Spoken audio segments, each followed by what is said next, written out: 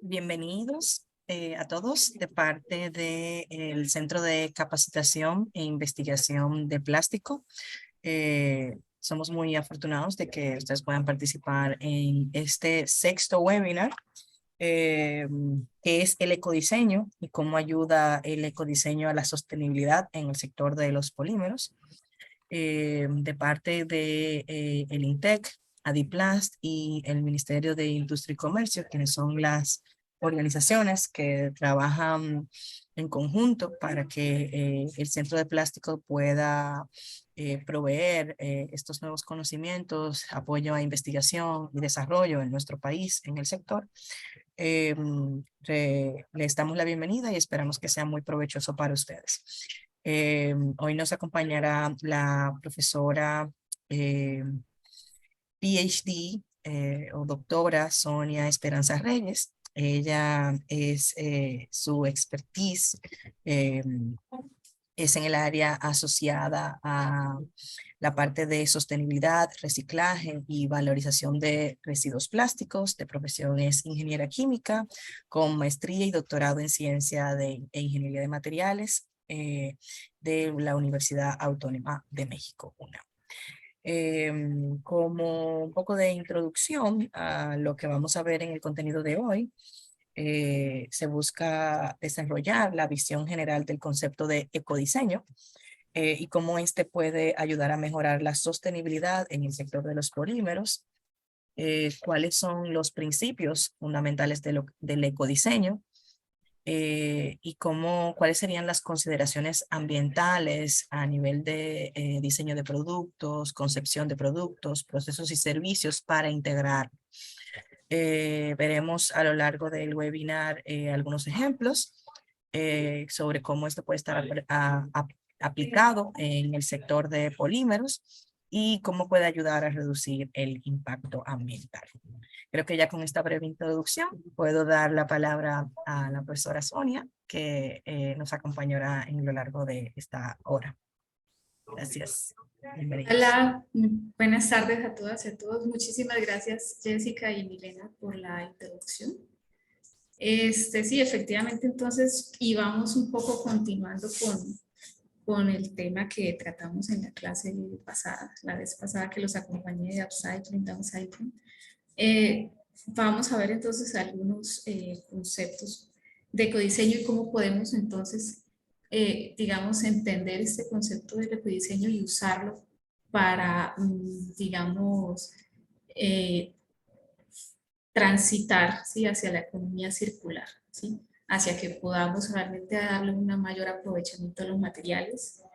Y bueno, entonces, pues, sin más preámbulos, vamos a iniciar con un poco de la introducción de qué es el ecodiseño, los conceptos, cómo se aborda a lo largo del ciclo de vida de los materiales y pues algunos ejemplos de buenas prácticas de este ecodiseño ya en algunos productos, empaques y unas conclusiones. Voy a detener un momento aquí mi cámara pues para, digamos, no tener interrupciones de la señal y al final vamos a tener como una sección, ¿verdad?, de preguntas pues para aclarar las dudas que surjan. Entonces, bueno, para hablar de este tema del ecodiseño, partimos un poco del ecodiseño, pues sí, tenemos que partir un poco entonces de los modelos que conocemos, ¿sí? Y digamos, inicialmente hablábamos de que estamos en un modelo de economía lineal, ¿sí?, que digamos, surgió a inicios de la revolución industrial y básicamente ese modelo se basa en que toma los recursos, ¿cierto?, de la naturaleza, la extracción de los recursos, luego la producción, ¿cierto?, de ciertos productos, luego el uso de dichos productos y finalmente los desechamos, ¿cierto? Hasta este momento, digamos, no nos cuestionábamos con este modelo porque en cierta manera pues parecía que teníamos unos recursos ilimitados, ¿cierto? Y también pues por el tema de que los desechos, digamos, no estaban causando las problemáticas medioambientales que actualmente vemos, ¿cierto? Que es cómo le vamos a dar manejo a esos residuos. Especialmente entonces pues, surgen esos planes de gestión de residuos sólidos en los municipios y eso sí, pero bueno, no me voy a adelantar. Digamos, este es el modelo entonces con el que surgió esta revolución industrial, está basada en estas etapas. Entonces, lo que más, digamos, interesaba, aparte de que se consideraban los recursos ilimitados, ¿cierto? Pues era como la maximización de utilidades, de ventas, el tema como económico, ¿cierto? Y pues un desconocimiento hacia lo que desechamos, ¿sí? ¿Qué pasa después de que usamos algo? Ni idea, ¿cierto? Y pues como les decía, es en el momento en que empezamos a ver como estos temas de contaminación en el medio ambiente o cuando empezamos a ver problemáticas de los rellenos sanitarios que ya están cerrando porque ya se han saturado de los desechos que se han llenado ahí, que empezamos a ver como el tema de, bueno, esto hay que darle algún manejo, ¿cierto? Hay que pensar entonces en que a lo mejor hay que hacer cambiar del modelo económico, ¿cierto? Para poder aprovechar mejor esos recursos. Y eso es lo que vemos, digamos, acá, y estos, digamos, estos problemas así y los vemos prácticamente en todas las ciudades, ¿no? Los problemas de los botaderos así a cielo abierto. ¿Por qué? Porque digamos, la idea de esa economía está muy basada, digamos, en el consumismo, ¿sí? En el consumismo, en comprar, desechar, volver a comprar y pues no aprovechar como estos recursos que vemos acá, darles como un valor, ¿sí? A esos residuos. Incluso también surge, y lo vemos más en estos temas de en los electrodomésticos o aparatos eléctricos y electrónicos, que surge la idea de la obsolescencia programada, ¿sí? Porque digamos, pues los alimentos nosotros en cierta manera sabemos que tienen como una vida útil o como o sea, que los alimentos tienen un periodo en donde se conservan bien, pero que después de pasado ese tiempo pues se empiezan a degradar, ¿cierto? Empiezan a vencerse, ¿sí?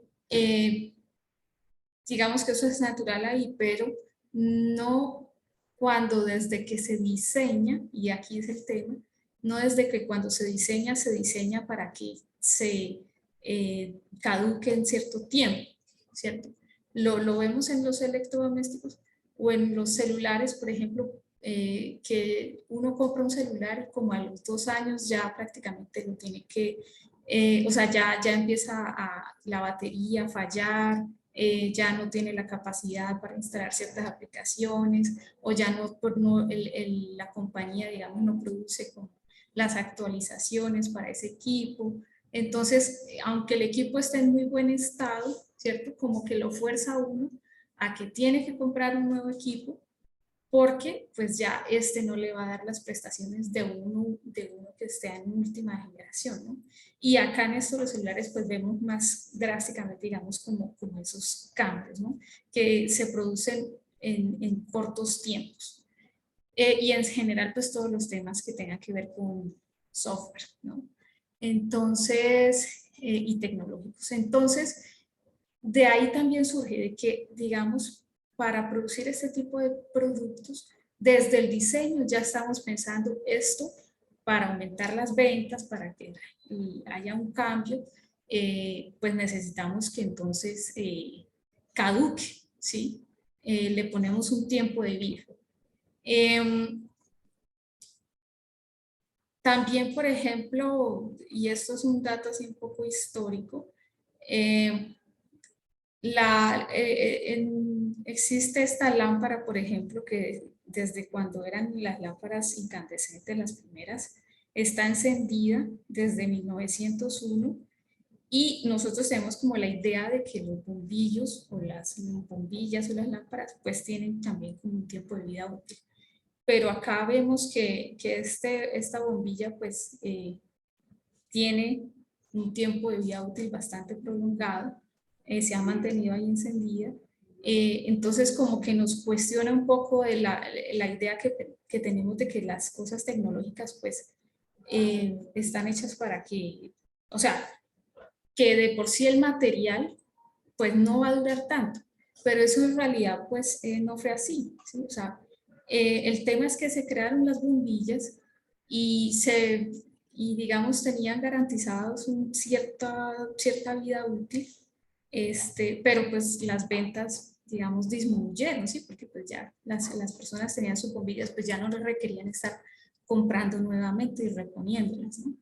Entonces se creó como ese primer concepto de darles como una vida útil, ¿sí? Aquí les muestro este cartel de los fabricantes de Philips, eh, donde limitaban el uso de esas bombillas a 1000 horas, ¿sí? Entonces, como les decía esto, pues estimulando el tema de que pueda entonces comercializarse más incrementar ventas. Entonces ese crecimiento, ese modelo de crecimiento y de consumo, pues es el santo grial de esta economía moderna, ¿sí? Que no necesariamente está pensado en satisfacer las necesidades, sino en un crecimiento infinito, ¿sí? Una producción infinita. Y sobre esto les dejo este documental que está aquí en esta liga, que habla de estos conceptos interesantes, ¿no? De la obsolescencia programada y qué tuvo que ver ahí la publicidad, ¿no? Para poder entonces hacer que creciera más esa economía moderna. Y también el tema del crédito, ¿cierto? Pues no se tiene el dinero tal vez en efectivo, pero ¿cómo podemos entonces incrementar esas ventas ofreciendo créditos a las personas para que, digamos, se endeuden un poco y puedan adquirir estas cosas que están en el mercado y que la publicidad en cierta manera nos crea esa necesidad, ¿no? De comprar. Pero, bueno, y lo vemos esto mucho más, digamos, en los países que consideramos de primer mundo o industrializados, donde, por ejemplo, si todo el planeta, digamos, consumiera a la tasa en la que consumen, por ejemplo, en Estados Unidos, pues requeriríamos 5 planetas, ¿no? Para dar, digamos, abasto con esa demanda comercial, digamos, ¿no? Y bueno, a medida que vamos bajando de esos países, digamos, más consumistas o de primer mundo, pues podemos ver que hay otros países donde el nivel de consumo es menor, ¿sí? Por ejemplo, en Brasil ya requeriríamos 1.7 planetas. De todas formas, es más de lo que nosotros tenemos, ¿no? Nosotros solamente tenemos un planeta. Digamos, si hacemos un promedio, pues acá nos dice que prácticamente requerimos 1.75 planetas para poder, digamos, dar, satisfacer como esa demanda, ¿cierto? De la sociedad. Entonces, esto nos lleva pues como una reflexión, ¿cierto? Acerca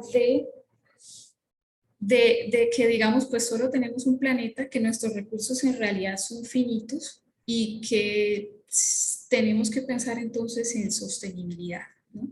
Y que ya lo hablábamos anteriormente, pues la sostenibilidad es como garantizar, ¿cierto? Que la satisfacción de las necesidades de la sociedad para las futuras sociedades, ¿no? Para las futuras generaciones, sin, o sea, no comprometerlas esa satisfacción con nuestra sociedad actual, ¿sí? No gastemos actualmente esos recursos para las generaciones futuras.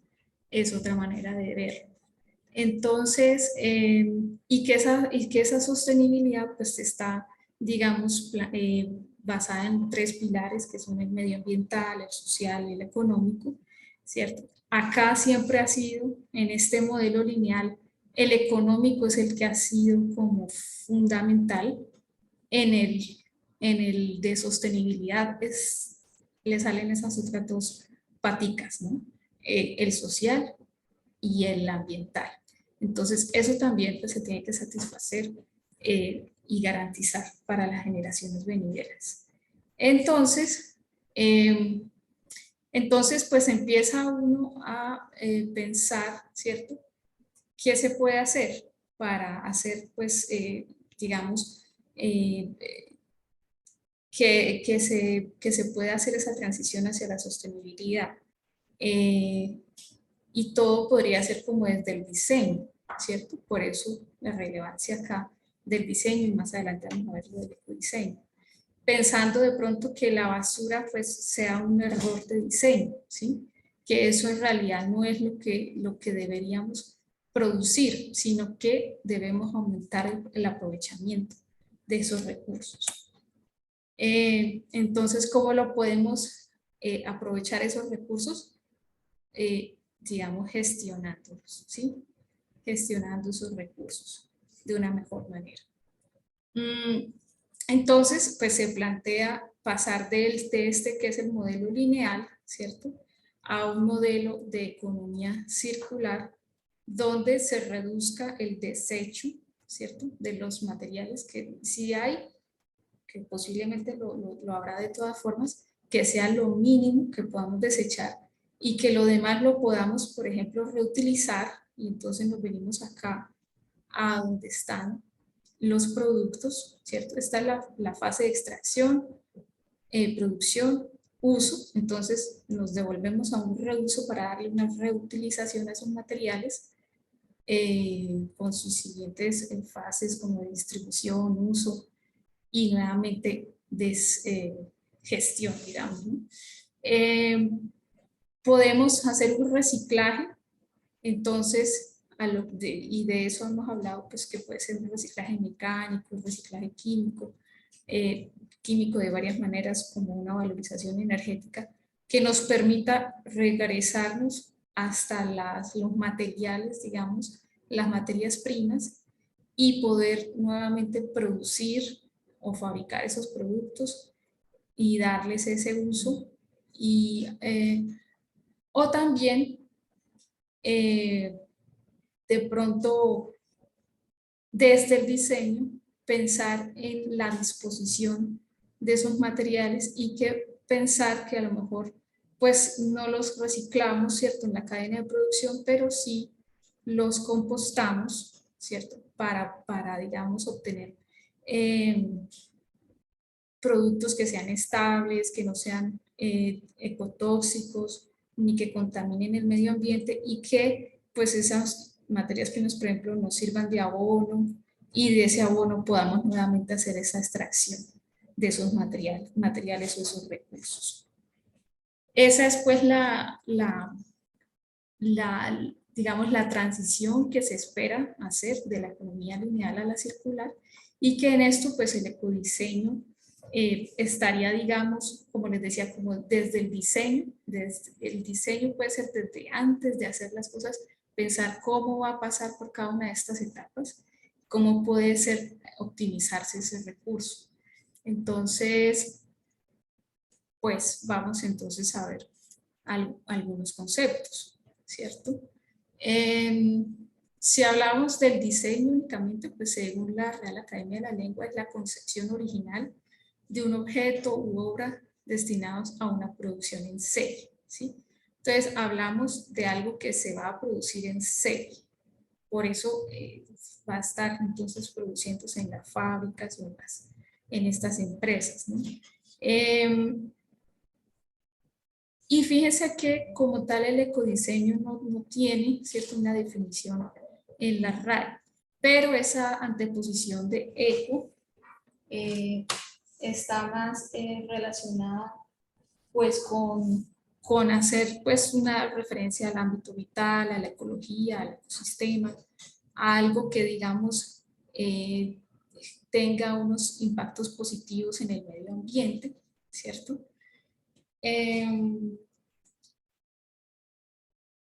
Y pues hay como tal como un consenso, y sobre esto de ecodiseño se habla mucho en estas mesas de trabajo, digamos, donde se juntan empresas, donde se juntan organizaciones no gubernamentales, el gobierno, la sociedad, para ver cómo podemos hacer, como les decía, esa transición hacia la economía circular. Y hay pues un consenso de que el ecodiseño nos ayudaría a la integración, ¿cierto? De esos aspectos ambientales para la concepción de un objeto o producto. Entonces, que estaría, digamos, relacionado pues con el ciclo de vida de ese producto. El ciclo de vida, como les decía, tiene que ver con la extracción de esas materias primas, con el procesamiento, con la manufactura ya como tal del producto, su distribución, su uso y una etapa de fin de vida, ¿sí? ¿Qué hacemos con con el producto después de que se usa? Y si le damos una buena gestión, pues eso va a volver a esta cadena, a este círculo virtuoso. Y si no, pues entonces se volverá un desecho, al que tendrá que, digamos, gestionarse a lo mejor pues por medio de incineración o de disposición en un relleno sanitario. Entonces, pero fíjense que esto del ecodiseño está, digamos, contemplado en esta norma ISO, ¿sí? Que es la norma de sistemas de gestión ambiental. 14.000 tiene que ver con los sistemas de gestión ambiental y nos da unas directrices para la incorporación del ecodiseño a este ciclo de vida. De aquí, digamos, lo importante entonces es que al incorporar ecodiseño a este ciclo de vida de esos productos, buscamos pues, la minimización de los impactos ambientales, ¿sí? Esos impactos ambientales los podemos medir por medio de un análisis de ciclo de vida. Y bueno, la estrategia entonces está basada pues digamos, en 3 pilares. Les voy a mostrar un momentito la norma, porque creo que es importante. Y pues que nos indica, ¿no?, que debemos integrar como las políticas de la compañía, las políticas de la alta gerencia, con un sistema de gestión ambiental, ¿cierto? Y con directrices pues para integrar este códice. Salgo un momentito y puedo mover esto por acá y les muestro. Ahí están viendo la página web, ¿cierto? Entonces, Sí, Sonia. gracias. Entonces, aquí podemos, digamos, ver la norma, ¿cierto? Bueno, como les digo, son directrices, no me voy a detener, además porque pues es como la introducción, pero aquí este dibujito me parece importante. Es cómo integramos entonces el diseño, ¿cierto? Con los sistemas de gestión de calidad, entonces por medio de la ISO 9001. Los sistemas de gestión de calidad con la gestión ambiental, con la ISO 14001. Y cómo integramos el diseño a estos temas medioambientales, ¿no?, que es acá justamente esta norma. Y que pues, digamos, es en la conjunción de esos tres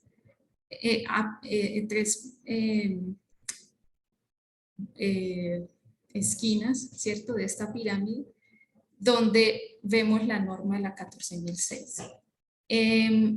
Aquí tiene que ver, pues entonces, un compromiso, ¿cierto?, de la alta gerencia de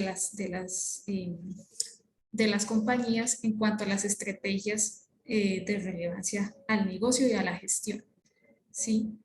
Y también, pues como les decía, esto también siempre está habilitado o está en el marco del de los sistemas de gestión de calidad. ¿Por qué? Porque se concibe como algo que es la mejora continua, ¿cierto? No es, digamos, no pensemos que diseñé un producto y ya esto es el fin, ¿cierto? Sino que siempre digamos, porque hice alguna mejora en alguna etapa, con eso ya cumplí. Siempre pues se habría que hacer, ¿cierto? Verificarlo. Al verificarlo, pues entonces a lo mejor corregirlo, ¿cierto? Y mejorar. Entonces, como que siempre está como en esa evaluación del sistema de calidad. Y aparte, pues que podemos como, o sea, siempre mejorar, ¿no? Los aspectos. Y ahorita justamente, pues, les voy a, aquí estaba, el sistema de calidad, el hacer, ay, quito esto, el verificar, el actuar, el planificar. ¿Sí? Para, como siempre, mantenernos en ese círculo virtuoso de la mejora continua. Entonces, luego vamos a ver ya como ejemplos propiamente cómo incorporar el ecodiseño a cada una de estas etapas del ciclo de vida.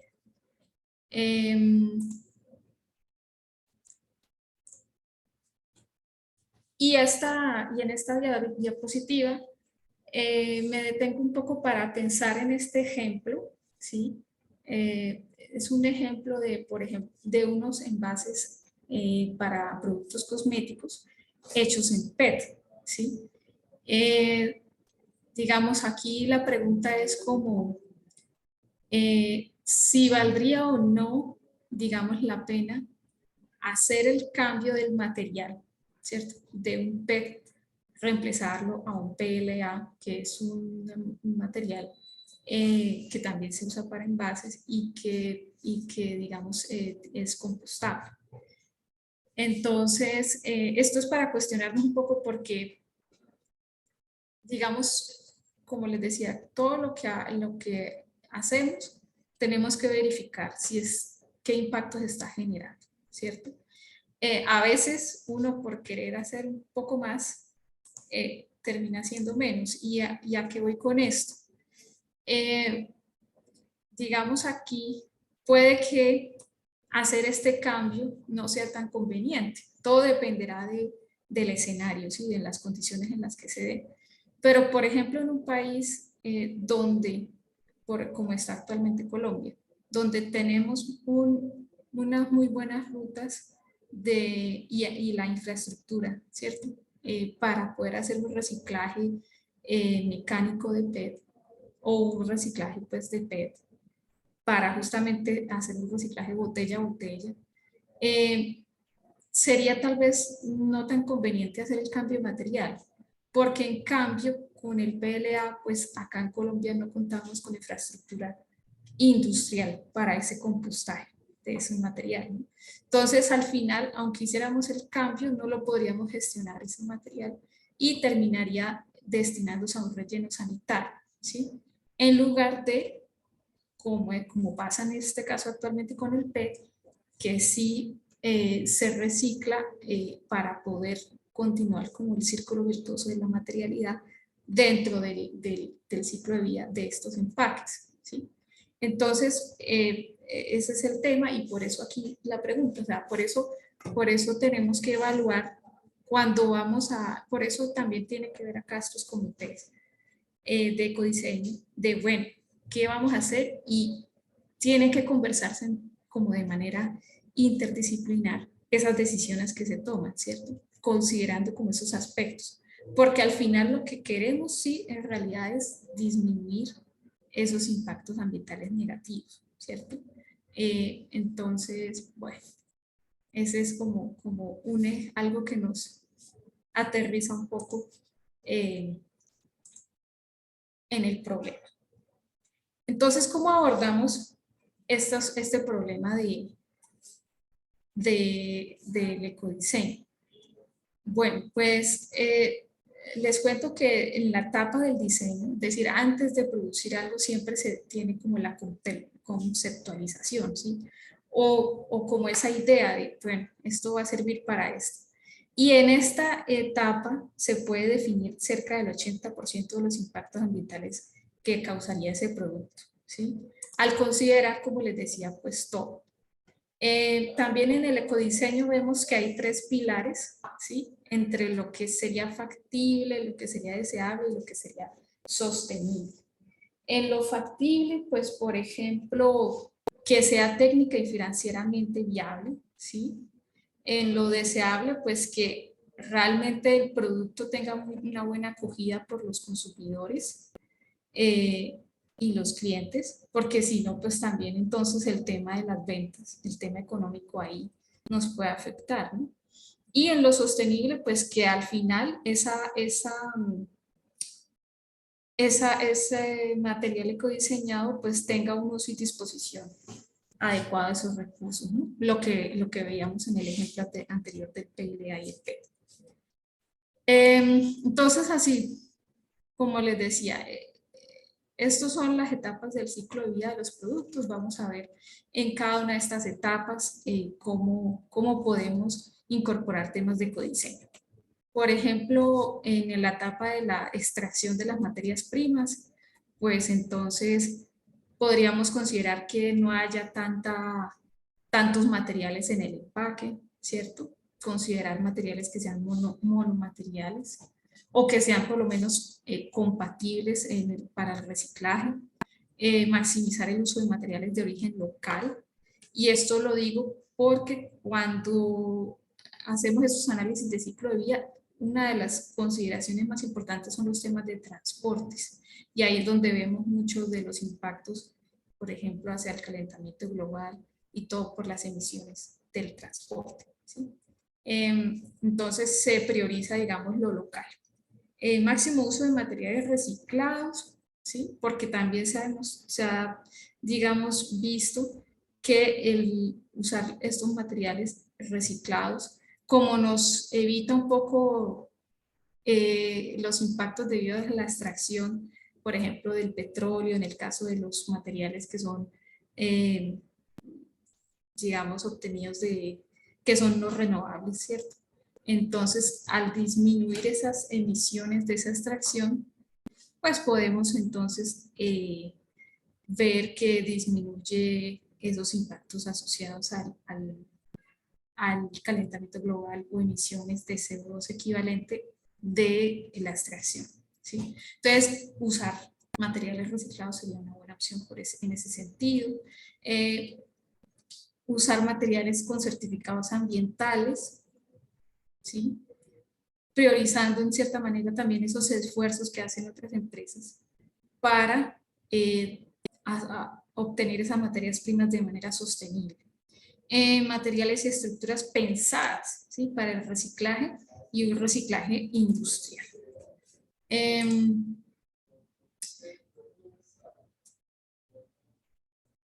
Aquí en este ejemplo, entonces también no olvidar cuáles son como los inamovibles, es decir, ¿para qué producimos un material? ¿Cierto? ¿Cuál va a ser su aplicación? Y entonces en ese caso, pues las aplicaciones, o sea, la funcionalidad no se puede perder, ¿sí? En este ejemplo concreto, pues es, digamos, un empaque de salchichas, ¿cierto? Entonces, acá lo importante es que tenga una vida de anaquel prolongada, ¿cierto? Que nos conserve mejor estos alimentos. Que, que digamos, a veces incorporar algunas de esas cosas del diseño, pues están un poco viciadas por esos prejuicios del mercadeo, ¿cierto? Que se ve con alguna manchita y todo, entonces eso ya no se ve tan bien. ¿Cómo darle la vuelta a eso también y considerar como que al tener, por ejemplo, no en este caso, pero en cuanto a los prejuicios de mercadeo, como las cosas que cuando son obtenidas de materiales reciclados, en su aspecto, pues tiende a tener algunas manchas, o sea, ópticamente no está tan prístino como los materiales vírgenes. ¿Cómo darle la vuelta a eso, ¿no? Para, digamos, decir, hey, nosotros estamos incorporando este material reciclado, o sea, aquí estamos realmente apoyando la economía circular. Entonces, bueno, que no pierdan pues entonces el propósito o las prestaciones del material. Este ejemplo nos cuestiona también un poco acerca de, bueno, está esta empresa Braskem que produjo produjo polietileno de alta densidad de unas fuentes renovables, ¿sí? Y está comparando, así es como podemos ver los impactos ambientales que les mencionaba de los análisis de ciclo de vida.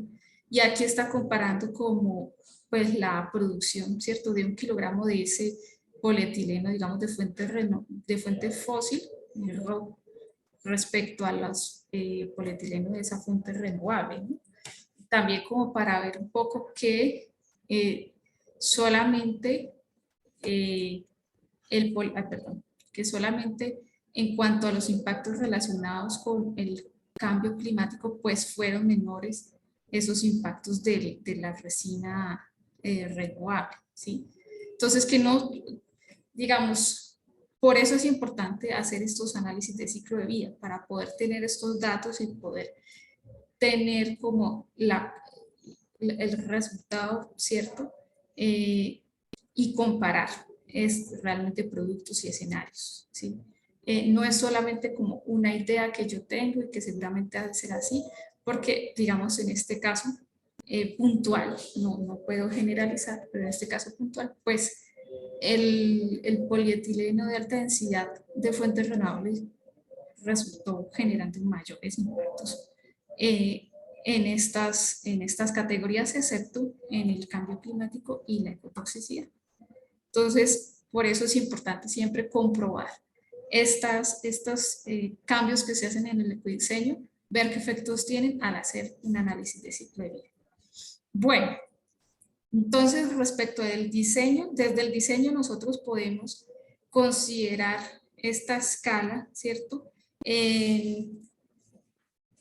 De cómo podemos darle un aprovechamiento, ¿cierto?, a esos materiales.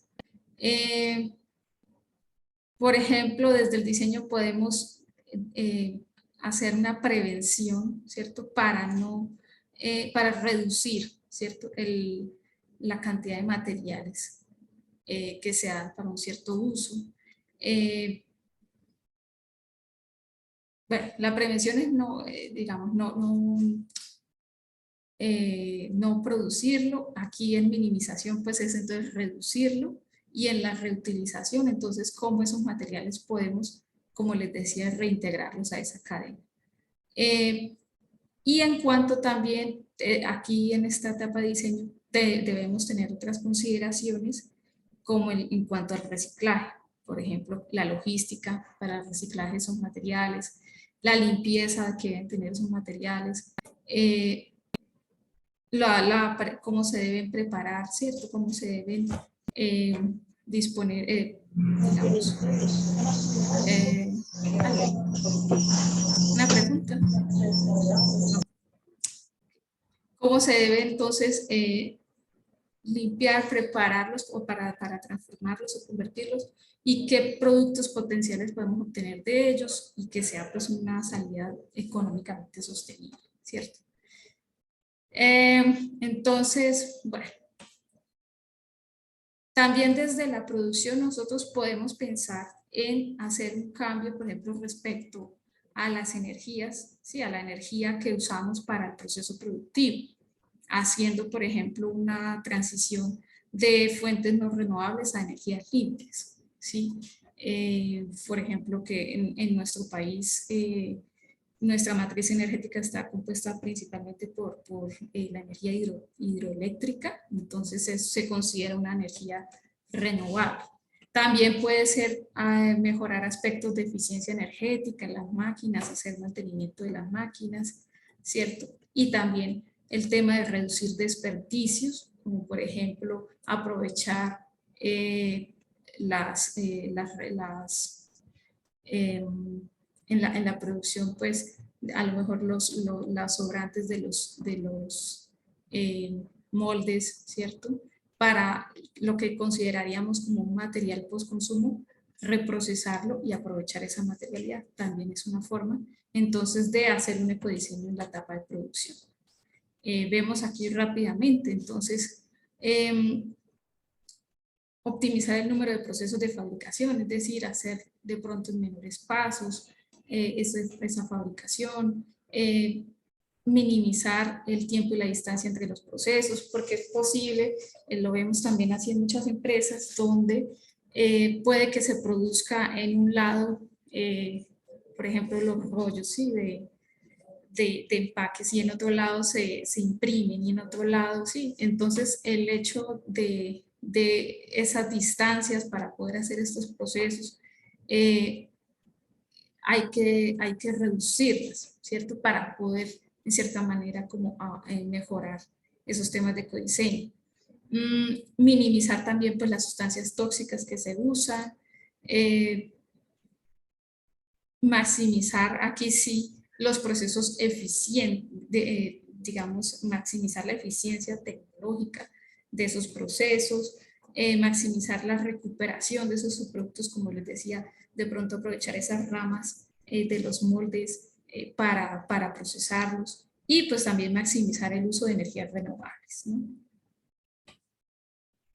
Y también si lo hacemos en nuestras fábricas, pues también pensar lo mismo para nuestros proveedores. Por ejemplo, aquí digamos con el tema de las energías renovables, me devuelvo un poco a que es muy común que por ejemplo tengamos proveedores de China, y que en China pues sí la matriz energética no es de fuentes renovables así tan ampliamente como en nuestros países.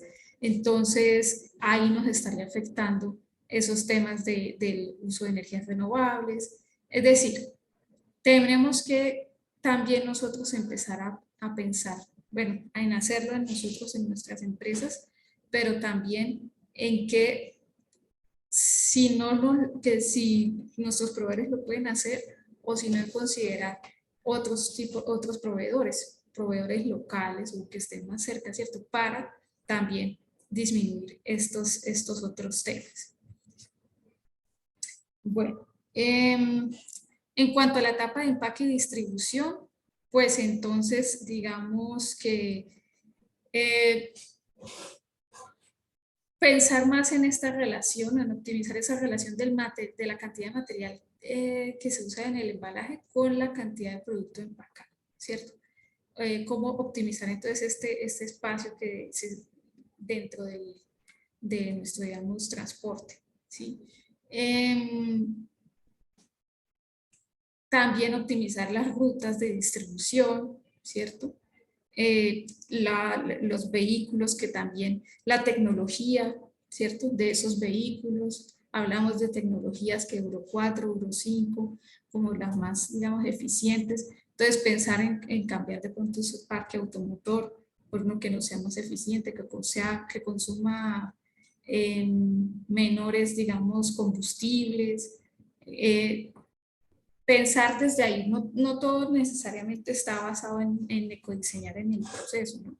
Sino en estos cambios que también se hacen con el transporte. Entonces, y que sobre todo pues también se optimice la protección del producto, ¿no? Porque más que hacer todos estos cambios, pues siempre lo importante es conservar los productos, ¿no? Entonces aquí simplemente un dato. Por ejemplo, al considerar un envase de vidrio contra un envase plástico, pues que a lo mejor en el envase de vidrio pues es 10 veces más pesado, lo cual nos hace que tengamos un mayor, digamos, consumo de combustible, ¿cierto? También tiene un 10 veces mayor costo logístico de transporte. Entonces, contener esas consideraciones, ¿no? En esta etapa de distribución. Y también acá en cuanto al tema del aprovechamiento del empaque, ¿no? O sea, vemos dos ejemplos, digamos, donde eso no se está cumpliendo, ¿sí? Aquí, por ejemplo, es como un microchip, un dispositivo muy pequeñito para el que le estamos poniendo un empaque muy grande. Entonces, ¿cómo podríamos optimizar, cierto? ¿Cómo transportarlo? Porque aquí, digamos, estamos al final metiendo menos cajas en el camión, por decirlo así, ¿no? Dicho en otros términos. Lo mismo acá, optimizar este espacio de esto, o sea, esto se observan, son ejemplos de, digamos, la industria de electrónica y de la industria farmacéutica, ¿no? Entonces, aprovechar mejor el espacio en los camiones. En la etapa de uso, entonces también pensar, estos son algunas cifras, de por ejemplo, considerar que un tercio, ¿sí?, de toda la comida que se produce para consumo humano, pues se pierde en frutas y verduras alrededor del 45%, en carnes alrededor del 20% y un 35% en productos, digamos, de pescados y mariscos, ¿sí? Entonces, que al no usar, ¿cierto? O sea, producimos una gran cantidad de alimentos y estamos perdiendo, ¿cierto? Porque en la logística o también en los mismos usuarios se les echó a perder los alimentos, ahí estamos teniendo unas pérdidas y estas pérdidas nos están afectando, digamos, están incrementando pues las emisiones de gases de efecto invernadero, ¿sí? Entonces, eso al final se ve reflejado ahí en ese impacto de calentamiento global. Entonces, un ejemplo tenemos esta pan de molde o de caja, donde, pues, digamos, si se pierde el pan, ¿sí?, esos 500 gramos de pan generan 32 gramos de CO2 equivalente, con un empaque pues, de 7 gramos de polietileno, ¿cierto?, que lo usamos para proteger este alimento, pues generamos sí 15 gramos de CO2 equivalente, pero que digamos al compensar un poco porque pues nos permitió conservar más este alimento, pues estamos disminuyendo acá un poco la cantidad de, hay un balance, ¿no?, en la disminución de los gases de efecto invernadero, el CO2 equivalente. En cuanto a uso también, se recomienda pues aprovechar de manera óptima el contenido del producto, ¿cierto? Por eso acá este ejemplo de un recubrimiento que nos permite el vaciado completo, digamos, del producto, ¿cierto? Y que puede ser usado para distintos tipos de empaques, ¿no? Entonces, aquí lo que tenemos que hacer es optimizar ese aprovechamiento de ese producto.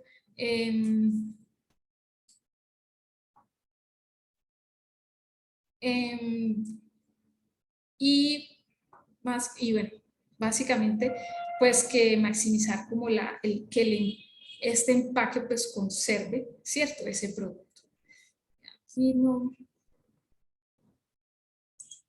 Aquí no me voy a detener tanto porque estoy viendo que nos queda poco tiempo, entonces vamos a pasar a la etapa del mantenimiento, ¿cierto?, que es una de las, digamos, nuevas que se consideran para este ciclo de vida, ¿sí?, donde pues lo que se busca es como darle un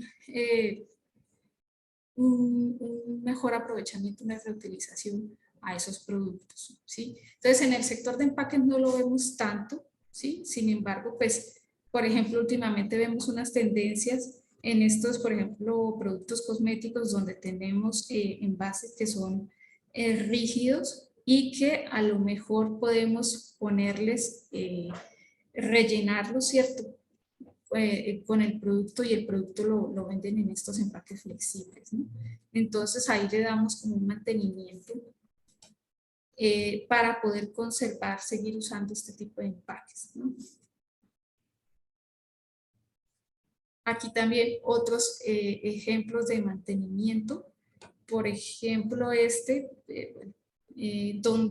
que también además les recomiendo, estas son ejemplos que están en Helen MacArthur Foundation. Ahí vienen muchos ejemplos de cómo podemos mejorar los envases, ¿sí? De diferentes estrategias. En este caso es como un envase donde tenemos repuestos y nosotros en casa los rellenamos y podemos darle distintos usos, ¿no? Pues podemos, usarlo por un cierto periodo de tiempo y podemos nuevamente ir y comprar solamente el repuesto. Ahora aquí respecto al fin de vida útil, entonces en esta etapa quisiera como hacer un hincapié a que, por ejemplo, tenemos o sea, que el 98%, ¿cierto?, de las materias primas vírgenes las usamos para producir 78 millones de toneladas. Estas son cifras en el mundo. Y que de estas, toneladas que se producen, vemos estas distintas corrientes. Por ejemplo, que van a parar como leakage, como simplemente que se desecharon al medio ambiente, un 32%, lo cual es bastante alto. Un 40% de estas etapas, de estas materias primas van a parar a un relleno sanitario. Y solamente un 14% se aprovecha, digamos, para recuperar energéticamente. Y también un 14% entra a estos ciclos de reciclaje, ¿cierto? Y de esos 14%, solamente un 2% entra al ciclo cerrado, es decir, vuelve a la cadena de valor a aprovecharse ese material, ¿sí? Entonces, aquí, digamos, lo importante es como debemos reducir este porcentaje que se va a desechar al medio ambiente y reducir lo que se va al relleno sanitario y aumentar estos flujos que van hacia el reciclaje o hacia la recuperación energética. Entonces, respecto a esas, pensando como en esa etapa de fin de vida, pues digamos, se debe identificar, ¿cierto?, los materiales o se deben hacer aptos para su reciclaje industrial mediante pues identificar los materiales que son, separarlos y aprovecharlos, ¿sí? También se recomienda entonces usar muy pocos aditivos o tintas o pigmentos o cargas, porque esto nos puede hacer un poco más difícil su reciclaje, optimizar el diseño para la recuperación de ese empaque, optimizar la identificación, ya lo decía, de esos materiales para que puedan realmente ser separados y valorizados, maximizar como la compatibilidad de esos materiales en el reciclaje, ¿sí? Digamos, para que no nos vayan a contaminar esas líneas de reciclaje de ciertos materiales que ya están muy establecidos. Y pues también mejorar la comunicación con los canales de gestión de residuos, ¿sí? Aquí esta es la parte, digamos, el eslabón que es muy importante y que con el que hay más bien poca comunicación, y es con los gestores, ¿sí? Con los que gestionan o recogen este reciclaje. Entonces, en este sentido, pues hay que pensar, ¿sí?, en el peor y en el mejor. O sea, hay que diseñar para que realmente pueda ser reciclado, ¿sí?, en el mejor final del producto, pero también considerar qué pasa en el peor de sus casos. En el peor de los casos es que no se recicle. Okay. Entonces aquí nos queda pues cuestionarnos, ¿no?, si realmente nuestros empaques van a ser de verdad recuperables, reciclables, y qué aplicaciones se les pueden dar. Bueno, como no quiero demorarme aquí mucho, quisiera ir acá a esta diapositiva donde nos dice cómo el ecodiseño, ¿cierto?, está relacionado entonces con todo el entorno, que es los transformadores, con los compromisos de las marcas, ¿sí? Las marcas son las que también pueden ecodiseñar mejor sus empaques, como les decía, con el LSA, que es una forma de nosotros poder medir realmente si es qué impactos tienen esos cambios en el ecodiseño de los productos, con los gestores y las políticas de responsabilidad extendida del productor, ¿sí? Y también pues quisiera aprovechar este espacio para comentarles de este manual que digamos lo desarrollamos acá en el instituto, ¿sí? El manual de ecodiseño de envases para la industria química. Es un manual que está disponible de manera gratuita en la página de la Global Quality and Standard Program. Y pueden ustedes acceder y ver todas estas recomendaciones que les decía en cada una de estas etapas del ciclo de vida del producto, ver distintos ejemplos de cómo podemos incorporar entonces estos conceptos de ecodiseño a, a estos productos, ¿sí? Como conclusiones, pues que existe pues aún una brecha muy grande entre el postconsumo y los circuitos de uso y reuso, ¿sí? La idea es entonces hacer cada vez más pequeña esa brecha, que no existe un único camino ni una mágica solución y que, como les decía, podemos hacer mejoras, ¿cierto? En cuanto al ecodiseño en cada una de estas etapas, ¿no? Entonces hay distintas maneras de hacerlo y mi recomendación es, digamos, al encontrar, por ejemplo, este material como estos manuales o los ejemplos de la Helen MacArthur Foundation, para ver cómo las empresas han hecho un mejor ecodiseño de sus productos. Con eso sirve para que también ustedes se puedan inspirar, ¿no? Y encontrar como la manera en que ustedes pueden mejorar sus productos.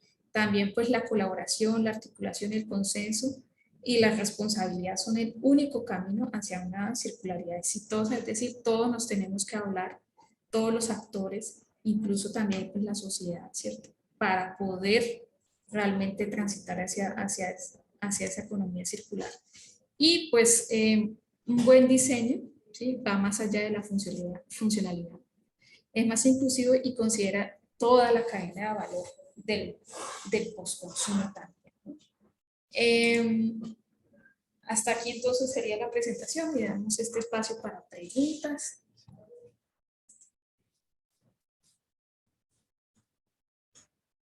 Bueno, Johnny, muchas gracias. Pues yo más que preguntas veo es como comentarios. Te voy a... Bueno, hay algunas preguntas que son para Intec. Ejemplo, dice la señora Dora Pariente. Me gustaría visitarlos, ¿en qué pabellón de Intec funcionan? Entonces, Jessica, te puede responder esta pregunta.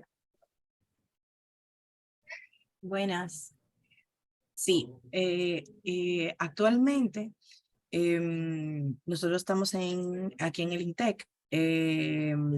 Tenemos un laboratorio que está desarrollándose para las actividades de investigación del centro, que va a estar ubicado en el edificio FD. Pero mientras tanto, la coordinación administrativa del centro se encuentra en el área de ingenierías. Esperamos tener el laboratorio ya disponible para julio aproximadamente o inicios de agosto. Vale, Jessica, muchas gracias. El señor Fidel nos pregunta que cómo puede acceder a los webinars anteriores. Sí, tenemos la información de ellos, los materiales, dígase las diapositivas publicadas en nuestra página web del centro. Y si quiere acceder a las grabaciones, yo les voy a dejar por el chat mi correo y los pueden solicitar por esa vía. Vale, muchas gracias. La señora Dora, pero esta pregunta sí no sé en qué momento la hicimos. Dice, puede decirse que no hay un correcto balance de masa al respecto, pero ahí no sé al respecto a qué se refiere. Creo que más abajo viene un comentario sobre la obsolescencia programada. Ajá, o porque el productor le dio una obsolescencia programada para vender más. Exacto.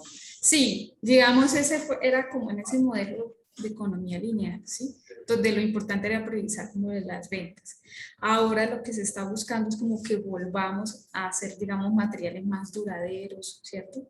Que puedan, pues, tener una vida útil más larga o incluso, pues, un reuso, ¿cierto? O repararlos. Entonces, hay que cambiar un poco como ese chip. Sí. Vale, Fanny. La señora Diana pregunta que si pueden compartir la presentación. Yo entiendo que todas las memorias de los webinars están en la página de Intec, entonces creo que de ahí la puedes descargar. Luego la señora Dora dice otra vez, balance de materia, por eso es responsabilidad del productor o del consumidor o de ambos. Balance de materia. Mm, Yo diría que de ambos. Digamos, la responsabilidad del consumidor puede ir hacia exigirle al productor como que produzca estos materiales de mejor calidad, ¿no?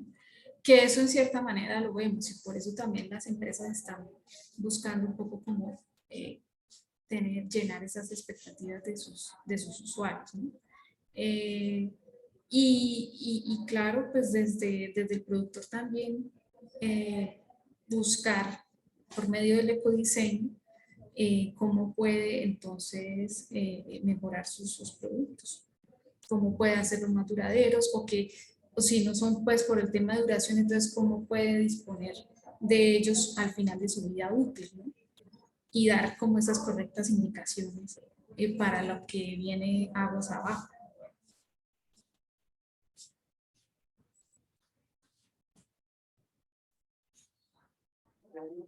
Listo, ya acá son más como comentarios de las personas. Acá tenemos una en el módulo de preguntas y respuestas. Sonita, la voy a leer. Es más difícil introducir productos que hagan al consumidor desaprender hábitos adquiridos o ofrecerles otros productos que cumplan sus necesidades, pero con enfoque más sostenible.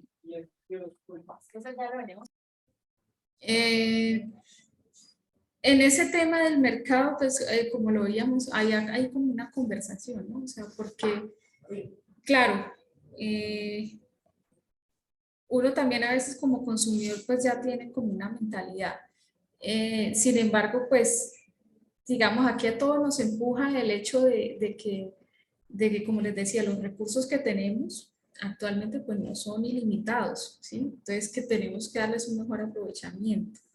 Entonces, en ese sentido, pues también el mercado está empujando a que tiene que mostrar esos productos que sean más sostenibles, ¿sí? Y ya pues también el consumidor, ¿cierto? Tomará esa decisión. Yo pensaría que hay que, digamos, desde nuestra, ya con una postura muy personal, como apoyar a esas marcas o a esos productores que están haciendo ese esfuerzo e innovando en ese sentido.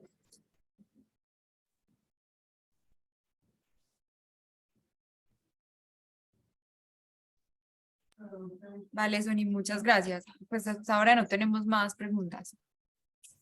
Entonces creo que... Bueno, pues muchas gracias a ustedes por su atención y, y como les decía, vayan ahí a la página de la GQSP y descarguen ese material que yo creo que les va a ayudar mucho para entender mejor estos temas del ecodiseño. Bueno, Sony, muchísimas gracias. Damos por terminado este webinar. Muchísimas gracias a todos por participar. Saludos, Milena. ¿Escuchas? Mucho gusto. Sí, sí. Sí, aquí ya quisiera para despedirnos unas palabras finales por parte del Bueno, Ministerio sí. de Industria. Claro que sí.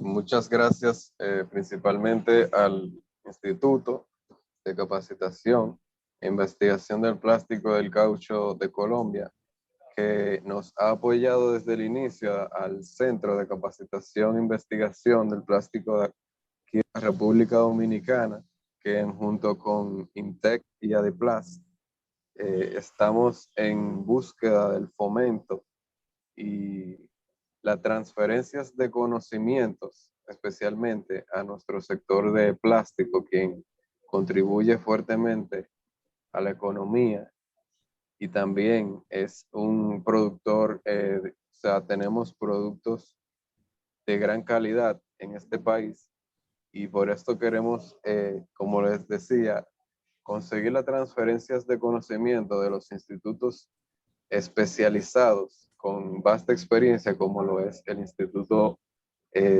como es el ICIP. Así que de la mano de INTEC y de DIPLAS, seguiremos en búsqueda de que el país pueda obtener las capacidades para producir el plástico sosteniblemente. Así que muchas gracias a los interesados y estén pendientes a los próximos webinars que estaremos en conjunto proveyendo. Pasen buenas tardes. Muchas gracias.